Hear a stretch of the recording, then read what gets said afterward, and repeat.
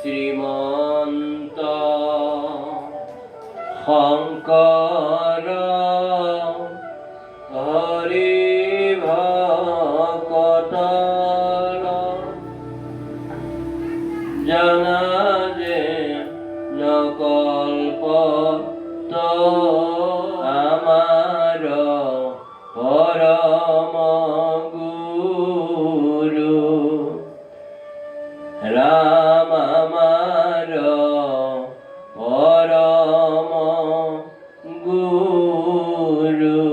বাপ বান্ধব ভকত ভকতনী আই মাতৃ সব বৈকুণ্ঠৰ কল্পতৰু শ্ৰীমদ ভাগৱত শাস্ত্ৰ মহাপুৰাণে জ্ঞান যজ্ঞৰ পদচন্দই কৈছে যে ঈশ্বৰ পুৰুষ কৃষ্ণৰ চৰিত্ৰ যদি আমি শ্ৰৱণ কীৰ্তন কৰিব পাৰোঁ, স্মৰণ কৰিব পাৰোঁ, ইয়াতকৈ আৰু ডাঙৰ ধৰ্ম কলিত একো নাই। তেনেকৈ আজি হে বাপ বান্ধৱ ভকত ভকতনী আই মাতৃ হওক, আমাৰো আজি সেইখিনিয়ে সৌভাগ্য হৈছে যে ঈশ্বৰ পুৰুষৰ ভগৱন্ত মহাপ্ৰভু দেৱৰুদেৱ ঈশ্বৰ জয় জয়তে শ্ৰীকৃষ্ণৰ যিৰ নাম গুণ চৰিত্ৰ লীলাৰাজিৰ শ্ৰৱণ কীৰ্তন যশ কীৰ্তন আমাৰ সৌভাগ্য হৈছে। এয়া বৈকুণ্ঠৰ কল্পতৰু শ্ৰীমদ ভাগৱত শাস্ত্ৰ মহাপুৰাণে জ্ঞান যজ্ঞৰ হল বাংময় মূৰ্তি স্বৰূপা ভাগৱত ভগৱান। ইয়াক যদি আহি কোনোৱে সেৱা জনায়, ঈশ্বৰ পুৰুষ কৃষ্ণৰ চৰণত সেৱা জনোৱা হয়, ইয়াক যদি শ্ৰৱণ কৰে, ঈশ্বৰ পুৰুষে যি তেওঁৰ মুখপদ্মই কোৱা কথা সেইখিনি শ্ৰৱণ কৰাৰ সৌভাগ্য হয়। আৰু ইয়াক যদি কীৰ্তন কৰা হয়, আমাবিলাকৰ কি শকতি আছে? আমাৰ কোনো শকতি নাই। জয় জয়তে ভগৱন্ত মহাপ্ৰভু দেৱৰুদেৱ ঈশ্বৰ শ্ৰীকৃষ্ণ হৃদয় পংকজত থাকি মুখ পদ্মেৰে যি অকমান শ্ৰৱণ কীৰ্তন কৰোৱাইছে, গোৱাইছে, বোৱাইছে, সেইখিনিয়ে আমি একোটা খালী বাকচৰ দৰে আমাৰ ক'ব মাতিব পৰা বৈকুণ্ঠৰ কল্পতৰু শ্ৰীমদ ভাগৱত শাস্ত্ৰ মহাপুৰাণৰ ক্ষেত্ৰত আমাৰ একো শকতিয়ে নাই। গতিকে হৃদয় পংকজত থাকি হে বাপ বান্ধৱ ভকত ভকতনী আই মাতৃ হওক, তেওঁ যেনেকৈ কোৱাইছে, গোৱাইছে, বোৱাইছে সেইখিনিয়ে আৰু প্ৰতিটো চৰাইৰ পাখি যেনেকুৱা সেই পাখিৰ জোৰতে যেনেকৈ যিমানখিনি উৰে, আমিও তেনেকৈ যিকণ ঈশ্বৰ পুৰুষে তেওঁৰ নাম গুণ চৰিত্ৰ লীলাৰাজি বুলি পেলাই শ্ৰৱণ কীৰ্তন কৰোৱাৰ সৌভাগ্য কৰাইছে, সেই শ্ৰীকৃষ্ণৰ গুণ গান চৰিত্ৰ নাম যশ লীলা সেইখিনি তেওঁৰে কৃপাতহে হৈছে। আৰু সেইখিনিকে আজি ময়ূৰী আইগৰাকীয়ে হওক বা তেওঁলোকৰ পৰিয়ালেই হওক আৰু যিসকল ভকত ভকতনী বাপ বান্ধৱ আই মাতৃ খবৰ, এই সকলোখিনি সৌভাগ্য হৈছে। আৰু তেওঁলোকৰ জৰিয়তে যি সৌভাগ্য কৰোৱাইছে, তাৰ কাৰণে আমি আজি বিয়াহৰ আসন ভাগৰ পৰা তেওঁলোকৰ সকলোৱে সুখ শান্তি আনন্দ সমৃদ্ধিৰে ভৰি পৰক, বেমাৰ ব্যাধি দুখ বিষাদ সকলো দূৰ কৰক বুলি ঈশ্বৰ পুৰুষ শ্ৰীকৃষ্ণৰ চৰণত আমি ইয়াৰ পৰাই কৰজোৰে প্ৰাৰ্থনা জনাই সেইখিনি আশীৰ্বাদ সকলোকে দিয়ক বুলি আমি তেওঁৰ চৰণত প্ৰাৰ্থনা জনাইছোঁ। কৃষ্ণ কৃষ্ণ কৃষ্ণ। যদ্যপি চাণ্ডাল কলি পাপৰ ভাণ্ডাৰ, তথাপিতো আছে আত মহাগুণ সাৰ।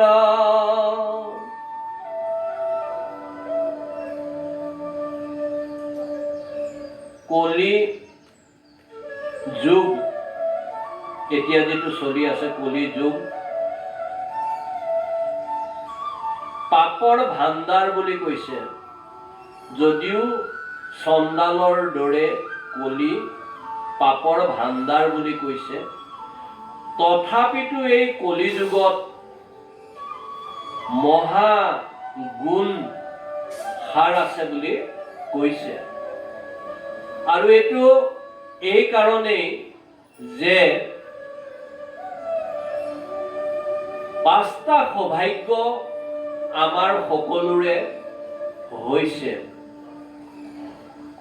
আৰু কেইটামান আমি নজনাকৈ হৈছে, আৰু কেইটামান আমি অলপ প্ৰয়াস কৰিব লাগিব, অকণমান অভ্যাস কৰিব লাগিব সেই সৌভাগ্যখিনি হোৱাবৰ কাৰণে। এই কলি যুগত আমি যিসকলে জন্ম পাইছোঁ, কলি যুগত জন্ম পোৱাৰ কাৰণে সেই ভাগ আমাৰ প্ৰথম সৌভাগ্য হ'ল। আৰু দ্বিতীয় সৌভাগ্য হ'ল আমি মনুষ্য হিচাপে জন্ম পোৱাৰ যি সৌভাগ্য হৈছে সেই ভাগ দ্বিতীয় সৌভাগ্য হৈছে।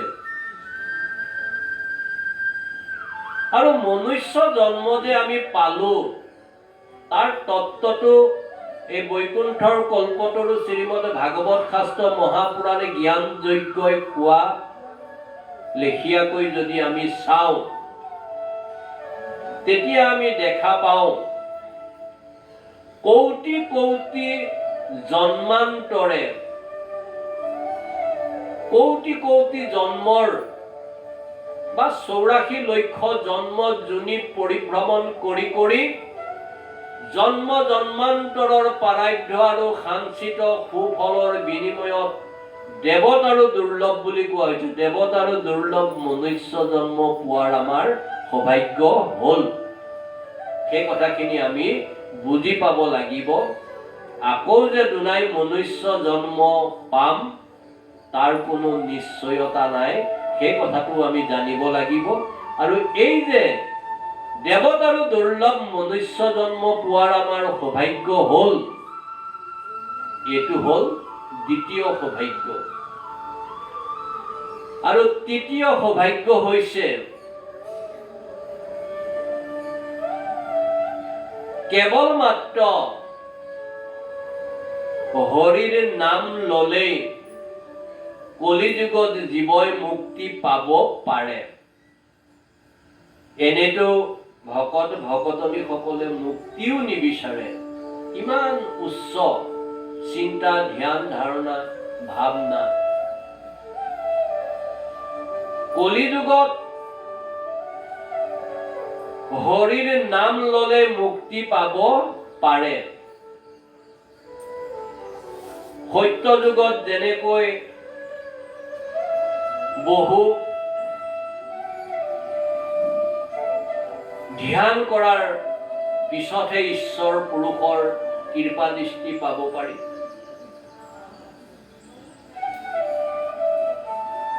ত্ৰেতা যুগত যেনেকৈ বহুত যজ্ঞ কৰিলেহে, বহুত ধন ধান টকা পইচা খৰচৰ কথা আছে, বহুত ডাঙৰ ডাঙৰ যজ্ঞ কৰিলেহে ঈশ্বৰ পুৰুষৰ কৃপা দৃষ্টি পাব পাৰি।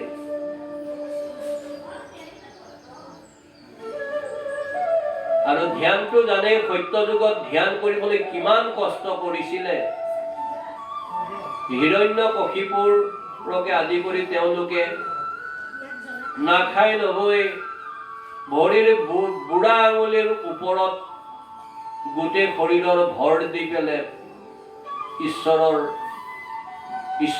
ধ্যান কৰি সন্তুষ্ট কৰি কৃপা দৃষ্টি পাবলৈ সৌভাগ্যৱান হৈছিলে। তেনেকৈ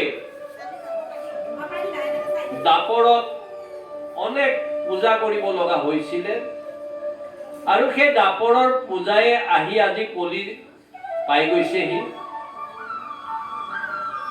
জানিতে বা অজানিতে কলি পাই গৈছেহি দাপৰৰ পূজাই। কিন্তু কলি যুগত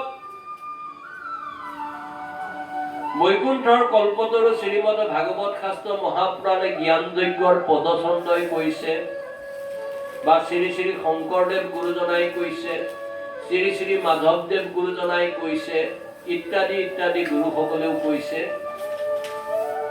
কেৱল মাত্ৰ হৰিৰ নামত আশ্ৰয় ললেই কলিযুগৰ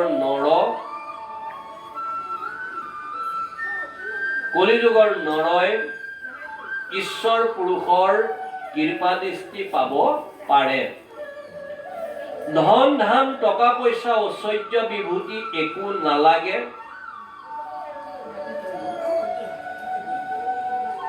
যদি একো নাই, যিকোনো ঘৰতে থকা ফল এভাগ দিব পাৰে, ঈশ্বৰ পুৰুষ সন্তুষ্ট। যদি একো নাই, পত্ৰ এভাগ, যিকোনো পাত এখিলা, তাতে তেওঁ সন্তুষ্ট। যেনেকৈ আমি পাণ তামোল তেনেকৈ আগবঢ়াই দিওঁ ঈশ্বৰৰ চৰণত। যদি তাকো নাই, ফুল অকমান দিলেও ঈশ্বৰ পুৰুষ সন্তুষ্ট হ'ব বুলি বৈকুণ্ঠৰ কল্পতৰু শ্ৰীমদ ভাগৱত শাস্ত্ৰ মহাপুৰাণে জ্ঞান যজ্ঞ পদছন্দই ভাগৱতৰ পদছন্দই কৈছে। যদি তাকো পোৱা নাই,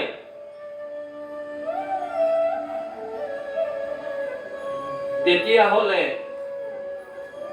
মনটো পৰিষ্কাৰ কৰি, হৃদয়খন নিৰ্মল কৰি, মনটো পবিত্ৰ কৰি, যদি অকমান জলো দিছে, পানী, ঈশ্বৰ তাতে সন্তুষ্ট হ'ব বুলি বৈকুণ্ঠৰ কল্পতৰু শ্ৰীমদ ভাগৱত শাস্ত্ৰ মহাপুৰাণ জ্ঞান যজ্ঞৰ পদছন্দই ক'ব বিচাৰিছে। যিজনা ঈশ্বৰ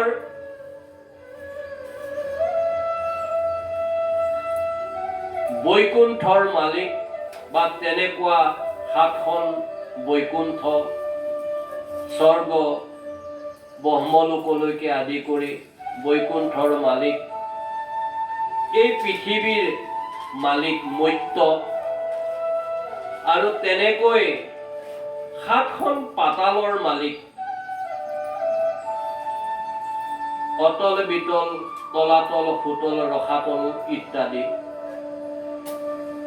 স্বৰ্গ মৰ্ত্য পাতালৰ তিনি তলৈকৰ যিজন মালিক, তেওঁ অকল তিনি তলৈকৰে মালিক নহয়, পৃথিৱীৰ দৰে অনেক গ্ৰহ নক্ষত্ৰ যদি চোৱা যায়, পৃথিৱীতকৈও ডাঙৰ ডাঙৰ এই সকলোবিলাক লগ কৰি দিলে এখন বিশ্ব ব্ৰহ্মাণ্ড হয়।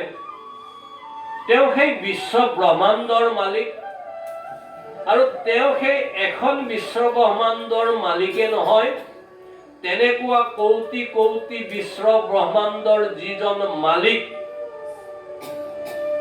তেওঁক আমি কি দি সন্তুষ্ট কৰিম? তেওঁৰ কি নাই, কি অভাৱত আমাৰ বহুত বিচৰা এগছি বন্তি, বহুত বিচৰা 10 টকীয়া এপেকেট ধূপৰ কাৰণে তেওঁ বাট চাই থকা নাই। তাৰ বিনিময়ত আমিতো বহুত বিচাৰোঁ। তেওঁ মনতে ভাবে যে এই সকলো ভিক্ষাৰী আহি বন্তি এগছ জ্বলাই দিছে, তাকো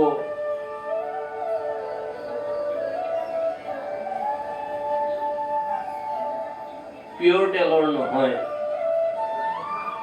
10 টকীয়া ধূপ এপেকেট জ্বলাই দিছে। কিন্তু মোৰ পৰা লাখ লাখ কোটি কোটি টকাৰ বস্তু বিচাৰিছে। গতিকে সেই ঈশ্বৰ পুৰুষৰ আমি দিয়া যি প্ৰসাদ, সেইখিনি তেওঁৰ কাৰণে একোৱেই নহয়। তেওঁ বিচাৰিছে পবিত্ৰ মন এটা, নিৰ্মল হৃদয় এখন লৈ মোক অকণমান জলকে দিয়ক, মই সন্তুষ্ট।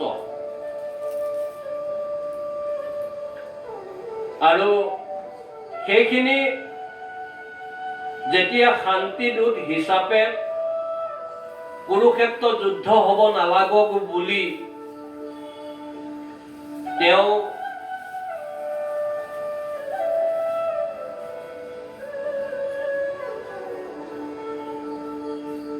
গৈ শান্তিদূত হিচাপে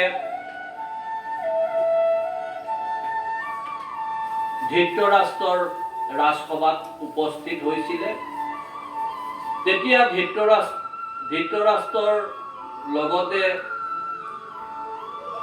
দুৰ্যোধনে আলাপ আলোচনা কৰি খুব সুন্দৰকে ৰাস্তাৰ পৰা দলিচা পাৰি 64টি ব্যঞ্জনৰ ব্যৱস্থা কৰি অমৃতময় সুস্বাদু ভোজনৰ ব্যৱস্থা কৰিছিলে। আৰু যেতিয়া ঈশ্বৰ পুৰুষক কৈছিলে যে মই এনেকৈ 64টি ব্যঞ্জনৰে আপোনালৈ আপ্যায়ন কৰিবলৈ সকলোখিনি ব্যৱস্থা কৰিছোঁ, তেতিয়া তেওঁ কৈছিলে যে ক'ৰবাত খাব লগা হ'লে খোৱাজনৰ ভোক থাকিব লাগিব আৰু দিয়াজনৰ অন্তৰৰ পৰা হেঁপাহ থাকিব লাগিব।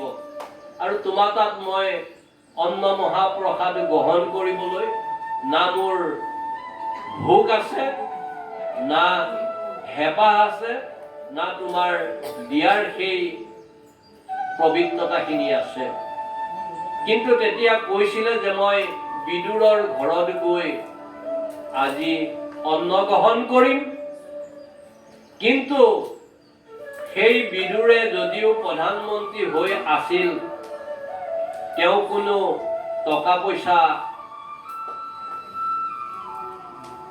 লোৱা নাছিলে, যাৰ ফলত তেওঁ দুখীয়া এটা সৰু ঘৰ বনাই যেনে তেনে দুখ কষ্টতে জীৱন নিৰ্বাহ কৰিছিল। আৰু সেই কথা শুনি বিদুৰে কিবা অকণমান ঈশ্বৰ পুৰুষ শ্ৰীকৃষ্ণৰ কাৰণে যোগাৰ কৰিব যাওঁতে শ্ৰীকৃষ্ণ গৈ ঘৰ পালে। বিদুৰৰ ঘৰত গৈ ওলোৱাৰ লগে লগে আইগৰাকীক মাত দিয়াত আইগৰাকীয়ে সেই সময়ত স্নান কৰি আছিলে। আৰু শ্ৰীকৃষ্ণ গৈ পোৱা বুলি গম পাই আইগৰাকীয়ে ক'ত বহিব দিব, কি খুৱাব, এনেকৈ চিন্তা কৰি ঘৰততো একোৱেই নাই। পিছত কল এটা পালে, নিগদতি সুত শুনা কথা বিপৰীত,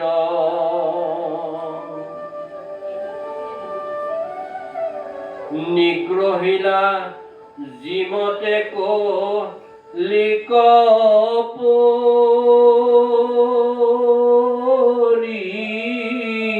পৰীক্ষিত,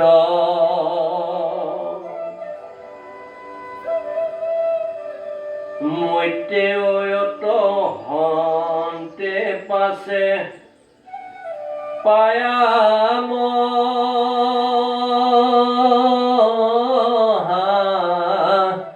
জ্ঞান,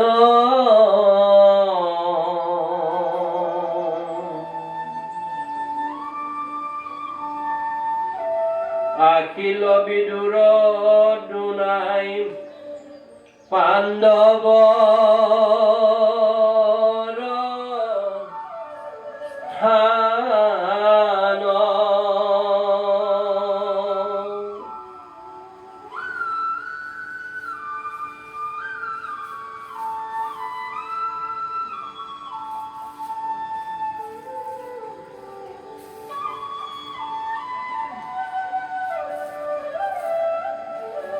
পৰীক্ষিত ৰজাই যেনেকৈ কলিক নিগ্ৰহিলে, তাৰ পাছত মৈত্ৰেয়ৰ পৰা মহাজ্ঞান পাই বিদুৰ দুনাই পাণ্ডৱৰ ঠাইলৈ আহিলে। কিয়নো বিদুৰে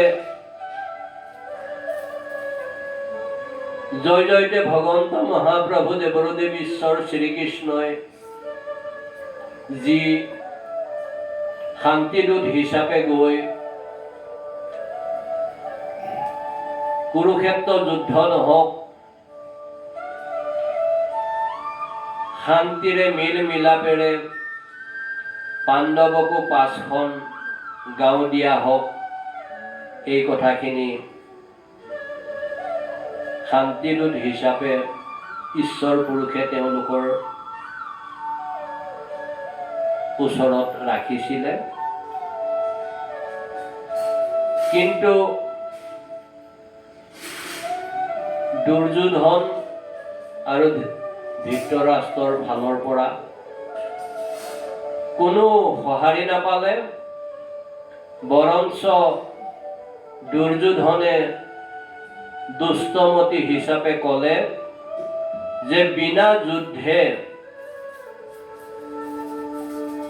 বেজীৰ আগত উঠা অকমান মাটিও দিয়া নহ'ব।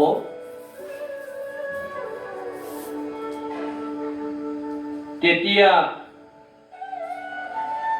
বিদুৰৰ পৰাও পৰামৰ্শ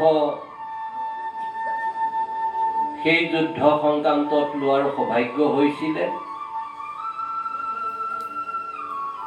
বিদুৰ প্ৰধানমন্ত্ৰী হিচাপে, শান্তিপ্ৰিয় হিচাপে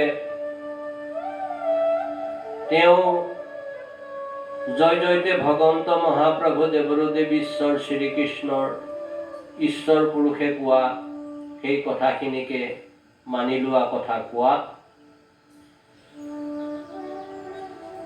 দুষ্টমতি দুৰ্যোধনে বহু তিৰস্কাৰ কৰিলে, যাৰ ফলত সকলোখিনি তেওঁ পদ মৰ্যাদা তেওঁলোকক উভতাই দি তেওঁ তীৰ্থ ভ্ৰমণলৈ গৈছিলেগৈ। আৰু এই সমস্ত কুৰুক্ষেত্ৰ যুদ্ধ শেষ হোৱাৰ পিছত মৈত্ৰেয়ৰ পৰা মহাজ্ঞান পোৱাৰ পিছত বিদুৰ দুনাই সেই পাণ্ডৱৰ স্থানলৈ ঘূৰি আহিছিলে। আৰু এইখিনিতে আমাক বৈকুণ্ঠৰ কল্পতৰু শ্ৰীমদ ভাগৱত শাস্ত্ৰ মহাপুৰাণ জ্ঞান যজ্ঞৰ পদচন্দই ক'ব বিচাৰিছে যে কেতিয়াও বিদুৰৰ দৰে যে দুষ্টৰ সংগত থাকিব নালাগে, বেয়াৰ সংগ ল'ব নালাগে, আৰু সদায় ভাল সংগত থাকিলে ভাল হয় আৰু বেয়াৰ সংগত থাকিলে বেয়া হয়। সেইখিনিকে বিদুৰে দেখাব বিচাৰিলে, আমাক সেইখিনি সৌভাগ্য কৰালে। হে ৰাম সবান্ধৱে নিপতিপু জিলায় অনুৰাগে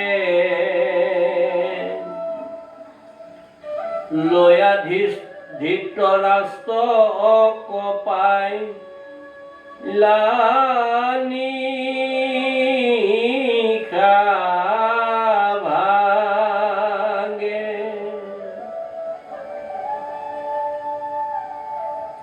সবান্ধৱে নিপতিয়ে তেওঁক অনুৰাগেৰে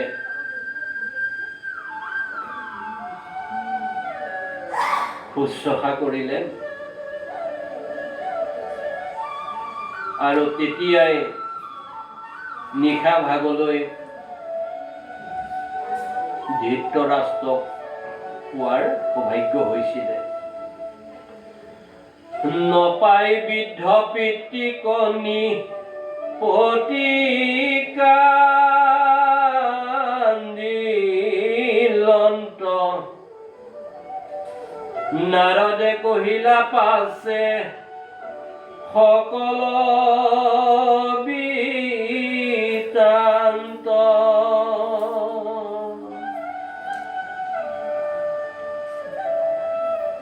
নাৰদে দেৱকী নাৰদ মুনিয়ে তেওঁক সকলোখিনি কথা বুজাই ক'লে আৰু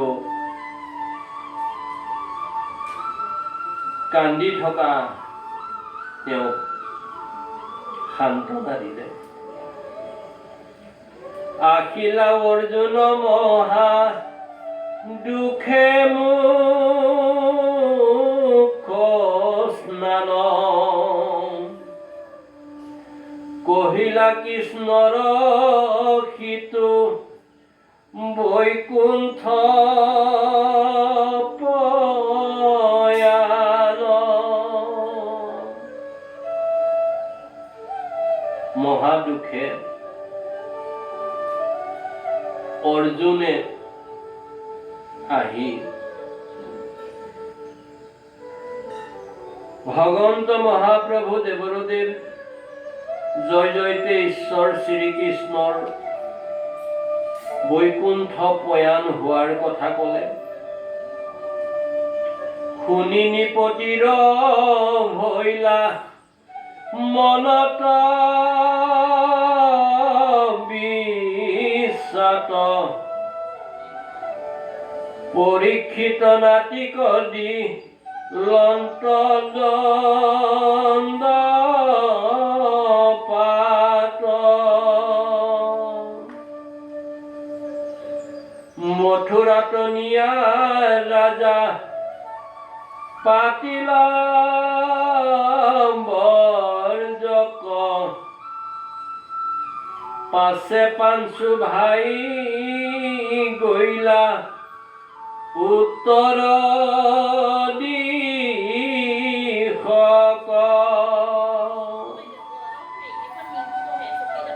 পৰীক্ষিতক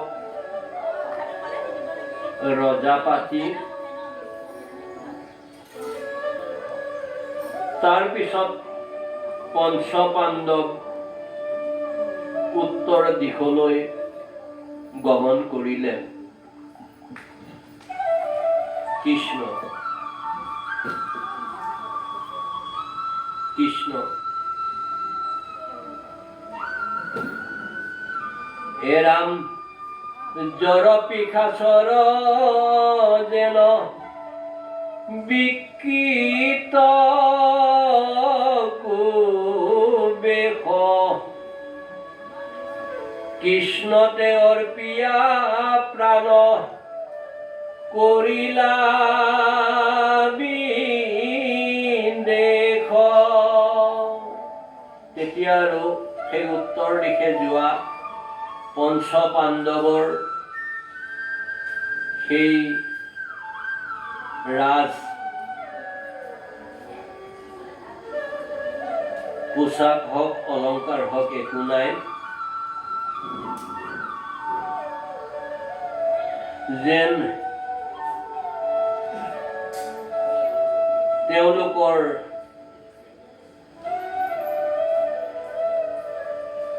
কেৱল মাত্ৰ কৃষ্ণতে প্ৰাণ অৰ্পণ কৰাৰ বাদে যেন আৰু একো নাই, তেনেকুৱা ভাৱ হৈছে। এৰাম কৃষ্ণৰ শোকত কুন্তি তেজিল জীৱ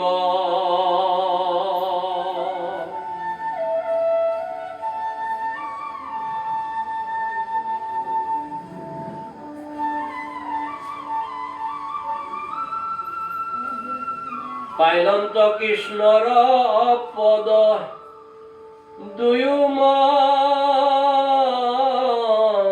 কৃষ্ণ কৃষ্ণ কৃষ্ণৰ শোকত কুন্তি তেদিলান্ত জীৱ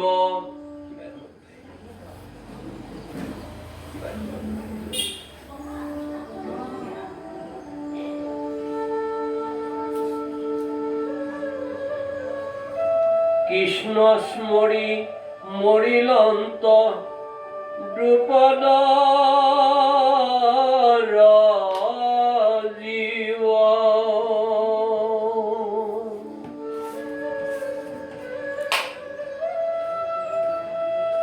ভগৱন্ত মহাপ্ৰভু দেৱৰুদেৱ ঈশ্বৰ জয় জয়তে শ্ৰীকৃষ্ণৰ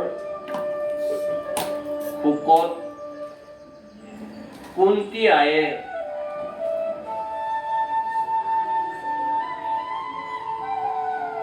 জীৱ তেজিলে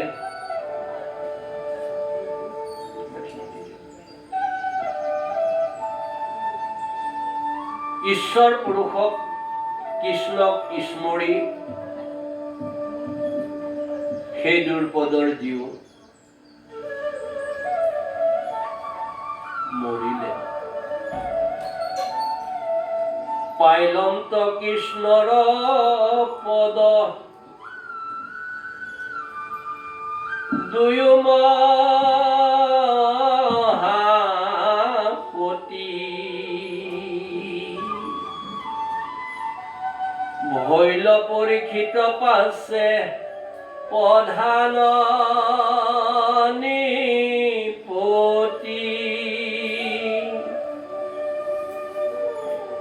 সেই দুয়ো মহাপতি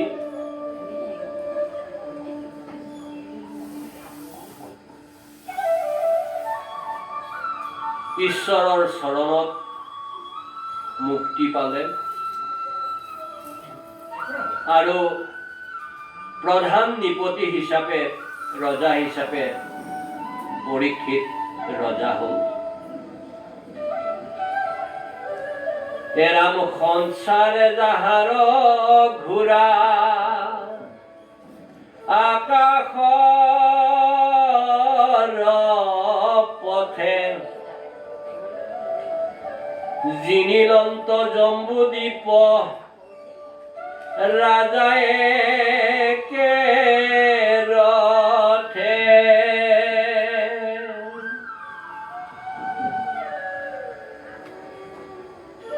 যেন সমস্ত জম্বুদ্বীপৰ জয় কৰি পৰীক্ষিত একেৰথে জম্বুদ্বীপৰ ৰজা হ'ল। ব্ৰাহ্মণে চৈধ্য পঞ্চ দশৰ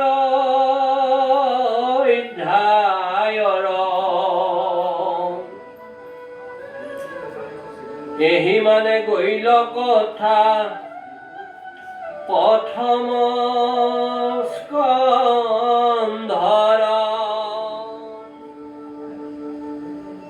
এৰাম শুনা সভাসদ পদ কৃষ্ণৰ চৰিত্ৰ আতপৰে আন ধৰ্ম নাহিকে কলিত আনি বখলিয়াই শ্ৰীকৃষ্ণক খুৱাই আছে আৰু বিদুৰ যে আহি পাই দেখিলে যে শ্ৰীকৃষ্ণক আইগৰাকীক কৈছে তুমি নোখোৱাবা, শ্ৰীকৃষ্ণই কৈছে নাই মোক খুৱাও, মই খুব শান্তিৰে অমৃত মোৰ ভক্তৰ হাতেৰে খাই আছো। আৰু তেতিয়া বিদুৰে ক'লে যে কলটোচোন মাটিতে পেলাই দিলে, বাকলিটোহে খুৱাই আছে। তেতিয়া কৈছে ঈশ্বৰ পুৰুষে যে মই বহুত ভক্তৰ হাতত বহু ধৰণৰ পঞ্চমিত খালোঁ, কিন্তু ইমান সোৱাদ পোৱা নাই আইগৰাকীয়ে মোক যে বাকলিটো খুৱাই আছে। তাৰমানে তেওঁ শ্ৰীকৃষ্ণৰ ভক্তিত বিভোৰ হৈ কলটো বখলিয়াই কল ক'ত পেলালে? কলটো খুৱাব লাগে, কিন্তু কল খোৱা বাদ দি বাকলিটোকে খুৱাই আছে। আৰু শ্ৰীকৃষ্ণ ঈশ্বৰ পুৰুষে তাকে অমৃত পান কৰাৰ দৰে প্ৰাণ কৰি আছে। আৰু সেইখিনিকে আমাক বুজাব বিচাৰিছে যে আমি এই যি ঈশ্বৰৰ চৰণত ভক্তি কৰোঁ, সেই ভক্তি অবিৰত অহেতুকী সপ্ৰেম অনন্য ৰসময় নিষ্কাম ভকতি হ'ব লাগে। তেতিয়াহে ঈশ্বৰ পুৰুষে সেইখিনি গ্ৰহণ কৰে। অন্যথা যদি আমাৰ সকাম ভক্তি হয়, ঈশ্বৰে সেইখিনি কেতিয়াও গ্ৰহণ নকৰিব। হে বাপ বান্ধৱ, ভকত ভকতনী আই মাতৃ হওক, তেনেকৈ চতুৰ্থ সৌভাগ্যটো হৈছে যে আমি ঈশ্বৰ পুৰুষৰ যি নাম গুণ চৰিত্ৰ লীলাৰাজিৰ শ্ৰৱণ কীৰ্তন কৰাৰ সৌভাগ্য হৈছে। আৰু ইয়াৰ লগত চতুৰ্থ আমাৰ সৌভাগ্যটোৱে হৈছে যে সৎ সংগ। বিষ্ণু ভকত বৈষ্ণৱ সাধু সন্ত মহন্ত গুণী জ্ঞানীজনৰ লগত সৎ সংগত যদি আমি ঈশ্বৰৰ নাম ল'ব পাৰোঁ, তেতিয়া হ'লেহে আমাৰ জীৱন সাৰ্থক হ'ব। অন্য ঠাইত বোলে চাহৰ দোকানত গৈ আমি মণিহাৰী বস্তু বিচৰাৰ লেখীয়া হ'ব বা গেলামালৰ বস্তু বিচৰা লেখীয়া হ'ব। কেৱল মাত্ৰ সৎ সংগত সৎ পুৰুষে ভকত বৈষ্ণৱে প্ৰকৃত শব্দটো ব্যৱহাৰ কৰিব লাগিব। প্ৰকৃত ভকত বৈষ্ণৱেহে ঈশ্বৰৰ যিখিনি ভকতিৰ নাম গুণ চৰিত্ৰ লীলা আদিৰ শ্ৰৱণ কীৰ্তনৰ যিখিনি সৌভাগ্য, সেই সৌভাগ্যখিনি কৰাই। আৰু যিজনে ঈশ্বৰ পুৰুষৰ সেই কৃপা দৃষ্টি পাবলৈ সৌভাগ্য হৈছে, আৰু তেওঁহে অন্যক সেইখিনি সৌভাগ্য কৰাব পাৰে। আৰু এইখিনিকে সৎ ভাল এজন গুৰুৰ চৰণত শৰণ ভজন লৈ ঈশ্বৰৰ চৰণত যদি আমি নিষ্কাম ভকতি কৰিব পাৰোঁ, তেতিয়াহ'লে আমাৰ দেৱতাৰো দুৰ্লভ মনুষ্য জন্ম পোৱাৰ সাৰ্থক হ'ব। অন্যথা আত্মঘাতী হৈ মৰাৰ লেখীয়া হ'ব। এ ৰাম কৃষ্ণৰ কীৰ্তন মাত্ৰ কৰো বন্ধ, চিন্দি যায় এতে কেশ কলে কৰ্ম বন্ধ। আমি সকলো মনুষ্যই জন্ম হোৱা দিনাই কান্দি কান্দি জন্ম হৈছিলোঁ, আৰু এই পৃথিৱীলৈ অহা দিনা যেনেকৈ কান্দি কান্দি আহিছিলোঁ, ঈশ্বৰ পুৰুষক শ্ৰীকৃষ্ণক ভকতি কৰি আমি যাতে যোৱা সময়ত মৃত্যুৰ কষ্ট নোপোৱাকৈ হাঁহি হাঁহি যাব পাৰোঁ, তাৰ কাৰণে আমি দেৱতাৰো দুৰ্লভ মনুষ্য জন্মটো ঈশ্বৰৰ যি ভকতি, সেই ভকতিৰ জৰিয়তে কৃপা দৃষ্টি পোৱাব লাগিব। কিয়নো জন্ম হোৱাৰ লগে লগে আমি কৰ্ম বন্ধত বান্ধ খাই গৈছোঁ। আৰু ভাগৱতৰ বৈকুণ্ঠৰ কল্পতৰু শ্ৰীমদ ভাগৱত শাস্ত্ৰ মহাপুৰাণ জ্ঞান যজ্ঞৰ পদছন্দই আমাক কৈছে যে কেৱল মাত্ৰ কৃষ্ণক উপজে প্ৰেম পৰম ভকতি, ৰাগত নহয় অনুৰাগত যদি ঈশ্বৰৰ নাম গুণ চৰিত্ৰ লীলাৰাজিৰ আমি শ্ৰৱণ কীৰ্তন কৰোঁ, স্মৰণ কৰোঁ, তেতিয়াহে আমাৰ এই কৰ্ম বন্ধ ছিঙিব। অন্যথা আমি কৰ্মবন্ধত বান্ধ খাই থাকি ৰু নৰকত দুখ কষ্ট যন্ত্ৰণা যমৰ ৰাজ্যত গৈ খাব লাগিব। হে ৰাম কৃষ্ণত তৌ উপজে প্ৰেম পৰম ভকতি, কৃষ্ণ মূৰ্তি স্মৃতি হৈ হিয়াত সম্পুত্ৰী, ভৈলা শ্ৰেষ্ঠ কলি সিচা নিৰ্যুগ মাজে। কৃষ্ণ কৃষ্ণ তৌ উপজে প্ৰেম পৰম ভকতি, কৃষ্ণ মূৰ্তি স্মৃতি হৈ হিয়াত সম্প্ৰতি। আমি যে হৰিৰ নাম লওঁ, নাম গুণ গাওঁ ঈশ্বৰ পুৰুষৰ, আমি নাম লৈ থাকো, কিন্তু নাম ল'ব যাওঁতে ভকত বৈষ্ণৱ বাপ বান্ধৱ আই মাতৃ সবে এটা কথা সদায় মনত ধ্যান কৰি ল'ব লাগে, মুখে লোৱা নাম হৃদয়ত ৰূপ। যদি ঈশ্বৰ পুৰুষৰ যেতিয়া ভকতি কৰা যায়, তেওঁৰ নাম লোৱা যায়, তেওঁক যদি আমি সন্মুখত আনিব নোৱাৰো, হৃদয়ত যদি থাপনা পাতি তেওঁক বহাব নোৱাৰো, হাজাৰ নাম লৈ থাকিলেও একো কামত নাহিব। সেইটো কেনেকুৱা যে লেতেৰা কাপোৰখন ধুয়ে আছে থুকুচি থুকুচি, চাৰ্ফো দিয়া নাই চাবোনো দিয়া নাই। যদি চাৰ্ফো দিয়া নাই চাবোনো দিয়া নাই, সেই ইমান লেতেৰা কাপোৰখন লেতেৰা হৈ থাকিব। যিমান পানী দি থুকুচি নাথাকক কিয়, অকমান ময়লা যেনে তেনে যাব, কিন্তু ফটফটীয়াকৈ চাফ নহ'ব।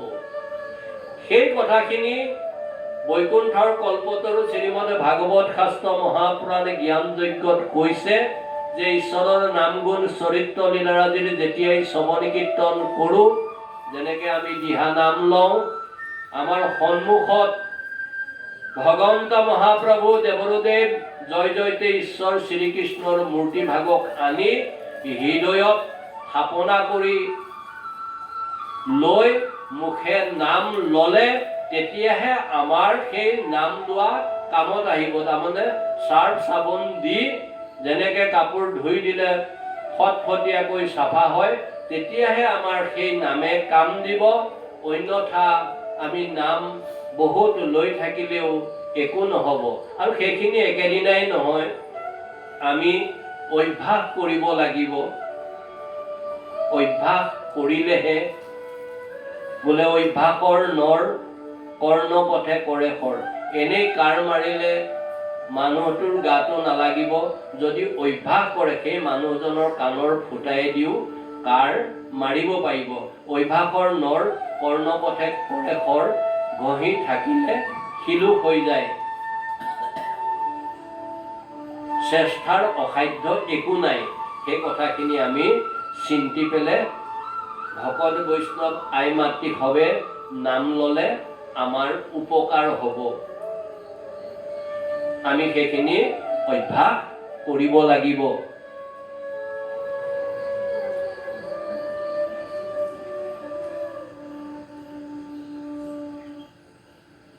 কৃষ্ণ কৃষ্ণ কৃষ্ণ কৃষ্ণ। হে ৰাম ভৈলা শ্ৰেষ্ঠ কলি সিচা নিৰ্যুগ মাজে,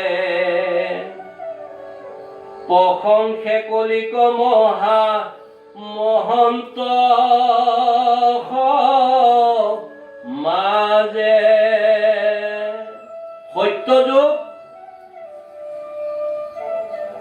ত্ৰেতা যুগ, দ্বাপৰ যুগ আৰু কলি যুগ, এই চাৰিটা যুগৰ ভিতৰত মহামহন্তসকলে কলিযুগক এই কৈ অহা কথাখিনি যে ঈশ্বৰৰ নাম কায় বাক্য মনে একমনে একচিতে ৰসময় নিষ্কাম ভকতিৰে ছয়ৰিপু কামকোট লোভ মোহ মদ মাচৰ্যক দমন কৰি দশ ইন্দ্ৰিয়ক সংযম কৰি মন বুদ্ধি চিত্ৰ অহংকাৰ নিয়ন্ত্ৰণ কৰি যদি আমি ল'ব পাৰোঁ, তেতিয়াহ'লে কলিযুগত আমাৰ সিমানতেই দেৱতাৰো দুৰ্লভ মনুষ্য জন্ম পোৱাৰ সাৰ্থক হ'ব। আৰু সেইকাৰণে চাৰিটা যুগৰ ভিতৰত কলিযুগক শ্ৰেষ্ঠ বুলি মহামহন্তসকলে কয়। কৃষ্ণ কৃষ্ণ। আৰু নাম বুলি কওঁতে আমি লোভকণ সামৰিব পৰা নাই। আৰু আইসকলেতো গাবই, আৰু আইসকলে ৰেডি হ'লে আমি সামৰিম, আইসকলে নাম গাব পাৰিব। সেইকাৰণে আইসকলক কৰজোৰে প্ৰাৰ্থনা জনাই তেওঁলোকে আসন গ্ৰহণ কৰিলে, আমাক এইপিনে আজ্ঞা দিলে আমি সামৰিব পাৰিম। আৰু তেতিয়া আইসকলে নাম ল'ব পাৰিব।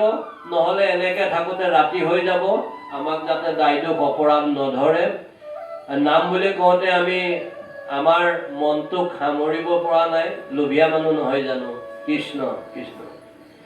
কলিয়া কলিয়া বুলি মাৱে পাৰে গালি, কলিয়া নহওঁ মই কৃষ্ণ বনমালী।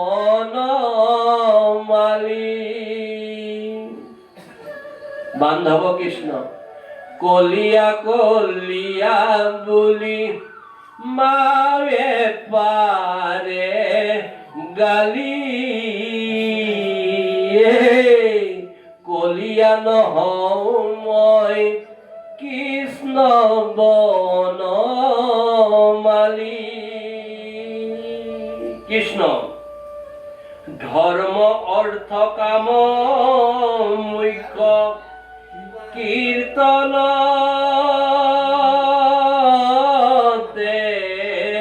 পায়, কলি সম শ্ৰেষ্ঠ ধৰ্ম নাই নাই নাই। দেৱতাৰো দুৰ্লভ যি মনুষ্য জন্ম পালো, 84 লক্ষ জন্মজনী পৰিভ্ৰমণ কৰি কৰি জন্ম জন্মান্তৰৰ প্ৰাৰব্ধ আৰু সাঞ্চিত সুফলৰ বিনিময়ত যি দেৱতাৰো দুৰ্লভ মনুষ্য জন্ম পোৱাৰ সৌভাগ্য হ'ল, সেই মনুষ্য জন্ম পোৱাৰ লগে লগে আমাৰ ধৰ্ম অৰ্থ কাম মুখ্য এই সমস্ত আমি পোৱাৰ সৌভাগ্য হ'ব লাগিব। আৰু বৈকুণ্ঠৰ কল্পতৰু শ্ৰীমদ ভাগৱত শাস্ত্ৰ মহাপুৰাণিক জ্ঞান যজ্ঞই কৈছে যে এই সমস্ত ধৰ্ম অৰ্থ কাম মুখ্য কেৱল মাত্ৰ কৃষ্ণৰ কীৰ্তনতে পোৱা যায়। ভগৱন্ত মহাপ্ৰভু দেৱদেৱ ঈশ্বৰ শ্ৰীকৃষ্ণৰ নাম গুণ চৰিত্ৰ লীলাৰাজিৰ যি শ্ৰৱণ কীৰ্তন যপ কীৰ্তন লীলা কীৰ্তন এই সমস্ত ধৰ্ম অৰ্থ কাম মুখ্য পোৱাৰ সৌভাগ্য হয়। আৰু সেইকাৰণে কৈছে যে কলি সম শ্ৰেষ্ঠ ধৰ্ম নাই নাই নাই, তিনিবাৰ কৈছে। যদিও চাৰিটা যুগ, সত্য যুগ, ত্ৰেতা যুগ, দ্বাপৰ যুগ আৰু কলি যুগ, এই চাৰিটা ভিতৰত কলি যুগেই শ্ৰেষ্ঠ, কিয়নো ধৰ্ম অৰ্থ কাম মুখ্য কীৰ্তনতে পোৱাৰ সৌভাগ্য হয়। আৰু সেই কীৰ্তন পবিত্ৰ মন এটা, নিৰ্মল হৃদয়, ঈশ্বৰ পুৰুষক সাক্ষাতে লৈ হৃদয়ত তেওঁক আসন দি যদি সত্য শুদ্ধভাৱে কায় বাক্য মনে ঈশ্বৰৰ নাম হৰিৰ নাম আমি শ্ৰৱণ কীৰ্তন কৰাৰ সৌভাগ্য হয়, ধৰ্ম অৰ্থ কাম মোক্ষ সেই কীৰ্তনতে পোৱাৰ সৌভাগ্য হ'ব বুলি বৈকুণ্ঠৰ কল্পতৰু শ্ৰীমদ ভাগৱত শাস্ত্ৰ বাংময় মূৰ্তি স্বৰূপা ভাগৱত ভগৱানে তেওঁৰ পদচন্দই আমাক ক'ব বিচাৰিছে আৰু সেইখিনিও ভগৱানৰ মুখৰ বাণী হিচাপে আমাৰ আজি সৌভাগ্য হৈছে। কৃষ্ণ কৃষ্ণ কৃষ্ণ। শাস্ত্ৰৰ পৰম তত্ত্ব জানি সৰ্ব জনা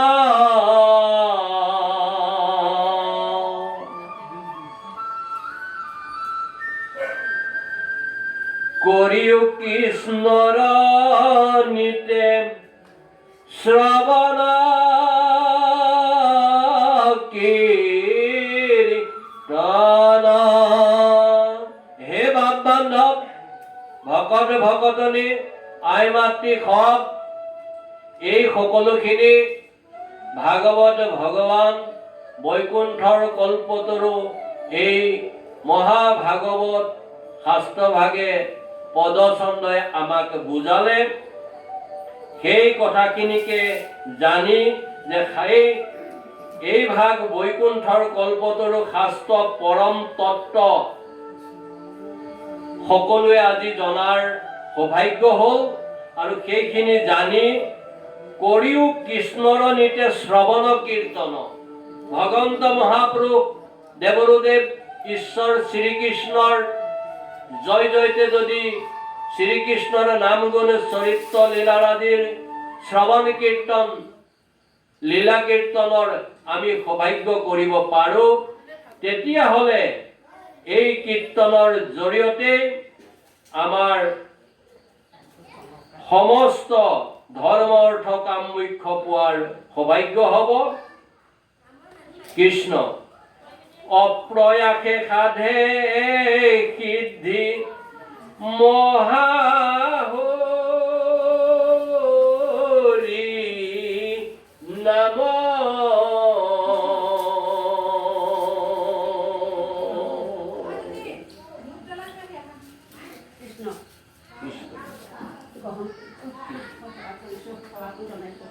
কৃষ্ণ কৃষ্ণ কৃষ্ণ কৃষ্ণ কৃষ্ণ কৃষ্ণ কৃষ্ণ কৃষ্ণ কৃষ্ণ। আও হৰি আও রাম।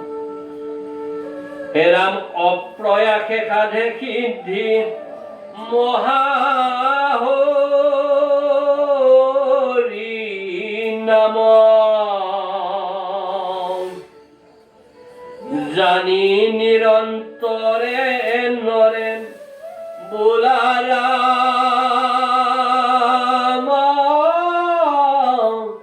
রাম হরে রাম রাম রাম কৃষ্ণ শঙ্কর গুরু হরে রাম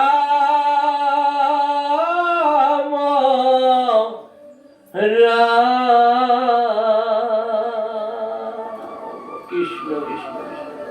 আও হরি আও রাম কৃষ্ণ কৃষ্ণ কৃষ্ণ।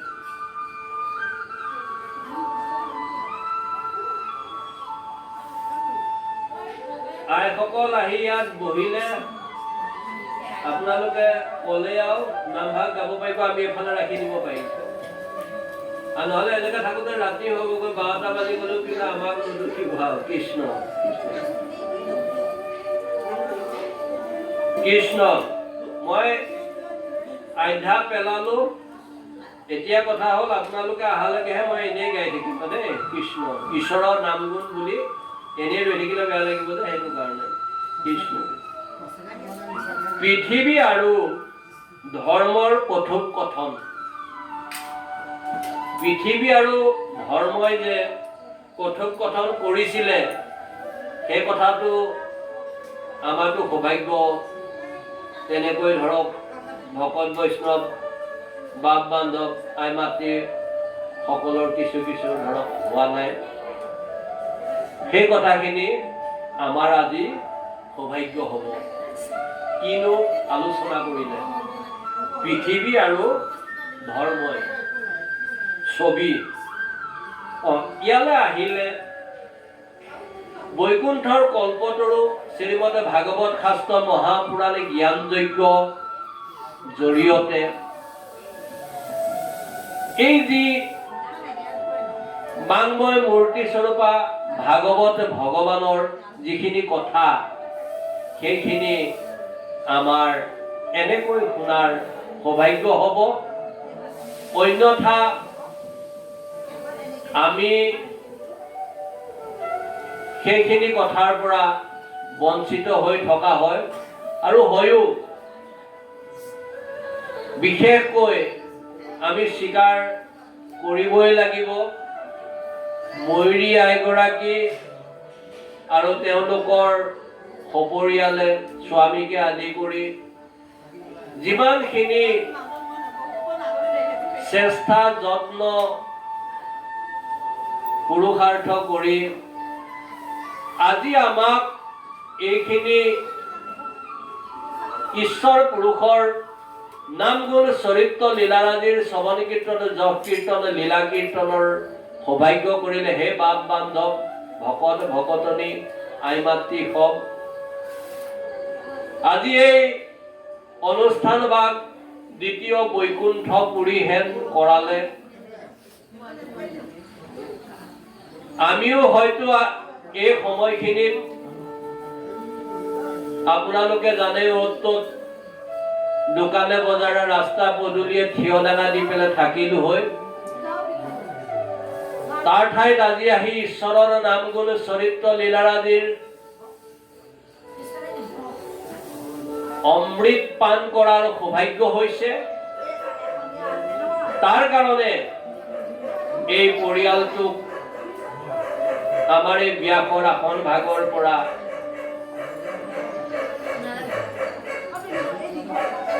ভগৱন্ত মহাপ্ৰভু দেৱৰুদেৱ জয় জয়তে ঈশ্বৰ শ্ৰীকৃষ্ণৰ চৰণত কৰজোৰে প্ৰাৰ্থনা জনাইছো। তেওঁলোকৰ সকলোটিকে ঈশ্বৰ পুৰুষে কৃপা দৃষ্টি বৰ্ষণ কৰক, সুখ শান্তি আনন্দ সমৃদ্ধি এই সকলোখিনি সৌভাগ্য কৰক, আৰু লগতে বিশ্বৰ শান্তিৰ কাৰণে এই ভাগৱত ভাগ আমাৰ ইয়াৰ পৰাই ঈশ্বৰ পুৰুষৰ চৰণত শ্ৰৱণ কীৰ্তন যশ কীৰ্তন লীলা কীৰ্তনৰ সৌভাগ্য কৰা হৈছে। আৰু ইয়াৰ লগতে একাষাৰ আমি নকলে আমাৰ অপৰাধ হ'ব যে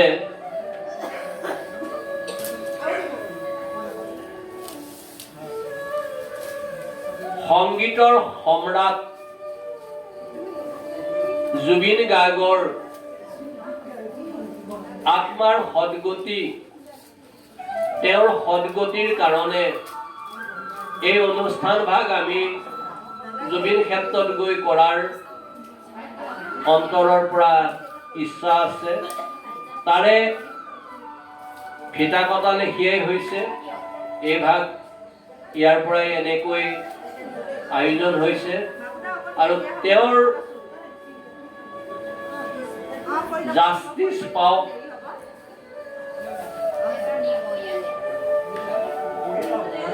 ঈশ্বৰ পুৰুষে সেইখিনি সৌভাগ্য কৰক। হিয়াৰ আমঠু সেইজনা মানৱ দৰদী জুবিন গাৰ্গ, মানুহক ভাল পোৱা এজন খিয়ালী মনৰ সঁচা অৰ্থৰ মানুহ, জীৱ জন্তুক ভাল পোৱা, অত্যন্ত ভাল পোৱা এজন পুৰুষ, মহাপুৰুষ। পুৰুষ বুলি ক'লে কম কোৱা হ'ব। আৰু গছ গছনিকে আদি কৰি পৃথিৱীখনক ভাল পোৱা, অসমখনক ভাল পোৱা এজন মহাপুৰুষ।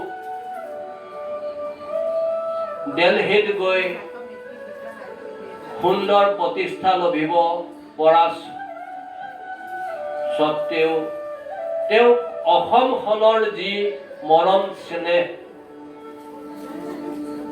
টানি লৈ আনিলে আৰু জাতিটোৰ কাৰণে সৰুৰ পৰা ডাঙৰলৈ বৃদ্ধলৈ কাৰ কাৰণে তেওঁ চিন্তা কৰা নাই, কাৰ কাৰণে তেওঁ যোৱা নাই, সকলোকে যেনে ধৰণে যাক যি কৰিব লাগে, দুখীয়া নিচলা দৰিদ্ৰজনক তেওঁ যিখিনি সহায় সহযোগ কৰিলে আৰু শ্ৰী শ্ৰী শংকৰদেৱ গুৰুজনাৰ শ্ৰী শ্ৰী মাধৱদেৱ গুৰুজনাৰ ধৰ্ম প্ৰচাৰৰ লগত সংগতি ৰাখি তেওঁ সেই গোটেই বিশ্বতে প্ৰচাৰ আৰু প্ৰসাৰৰ কাৰণে কিমান যে কি তেওঁ দিহানামেই কওক, বৰগীতেই কওক, ভাগৱত পাঠেই কওক, আমি জনাৰ বহুত ওপৰত তেওঁ এই সকলোখিনি কৰি গৈছে আৰু যাৰ ফলত তেওঁ আজি সকলোৱে বিশ্বৰ ভিতৰতে সকলোৱে ভাল পোৱা এজন মহামানৱ, শিয়ালী মনৰ এজন মানুহ, জাতিৰ হিয়াৰ আমঠু,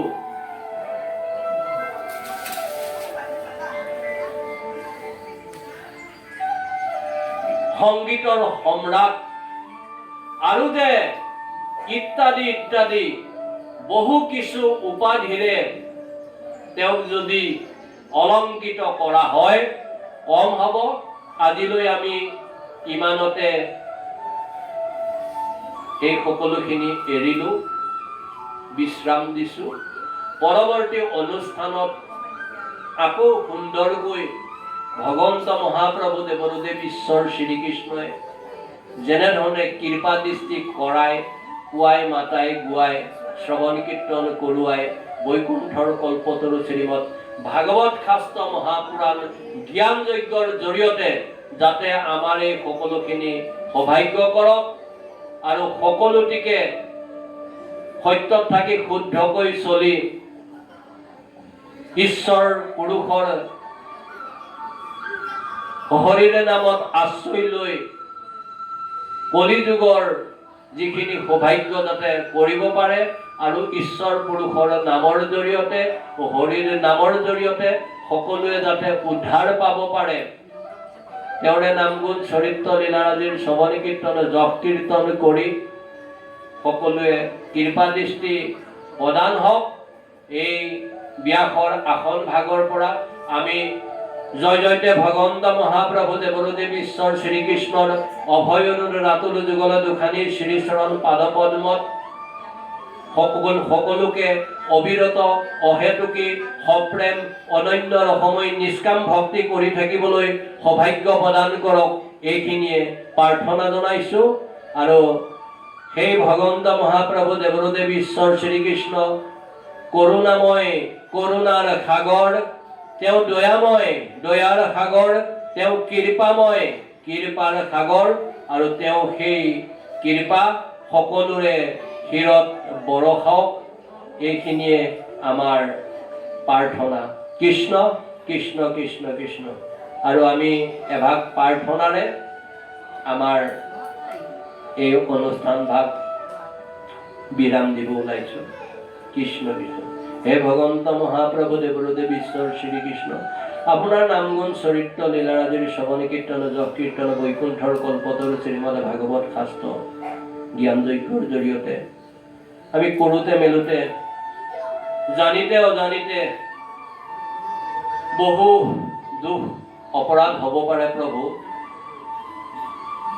আৰু এই দুখ অপৰাধ নিজ গুণে মৈখন কৰি দৈৱকী নন্দন দেৱে কৃপা দৃষ্টি কৰি আপুনি যেন আমাক এনেকৈ আপোনাৰ নাম গুণ চৰিত্ৰ লীলাৰাজিৰ শ্ৰৱণ কীৰ্তন যশ কীৰ্তন কৰি থকাৰ সৌভাগ্য প্ৰদান কৰি